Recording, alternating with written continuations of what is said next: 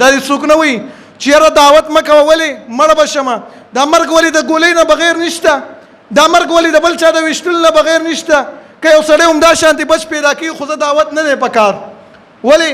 خو زه همداسې په مرګ دله نه راځي چې مرګ دله راځي او د الله په دین کې دې راشي سل ځل دې راشي موږ په دې باندې نه خفه کېږو هر عالم چې کله دعوت میدان ته روځي هغه الحمدلله مرګ ته غاړه ایښودلې ولې دا کار داسې دی پیغمبران نه دي شهیدان شوي دي خلکو نه دي وژلي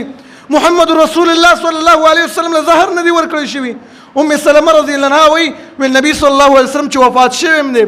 شهادت مرګ ولا رب العالمین ورکړی ځکه هغه یهودو زهر 3 کاله مخکې ورکړي هر کال به هغه درد پرې راتللو هغه د سر رګونو به د هغې د وجې نه سم شلېدله په آخره کې هغه درد پرې زیات شو نبي صلی الله علیه وسلم د دنیا نه لاړو نو دغه سلسله به یي د علماو د دعوت والو خو لیکن د دین نه به رستو کېږو نه دا دین زموږ د رب دین دی دا زموږ د خوږ پیغمبر دین دی دې دین ته ګوره قسم دی صحابه کرامو وینې ورکړي ځکه موږ ته را رسېدلی دی بلال رضی الله عنه کوم تکلیفونه تېر کړي موږ هغه شانتې تېر کړي دي هغه تاسو سورة البروج واقعه کې تاسو اورئ چې هغه کس په عره باندې دوه کړلی شو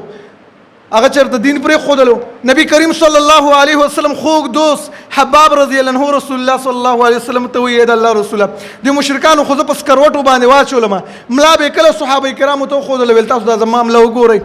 دا ما سره د خلکو څه وکړله دا ما سره د ظالمانو څه وکړل په ورونو باندې واچولم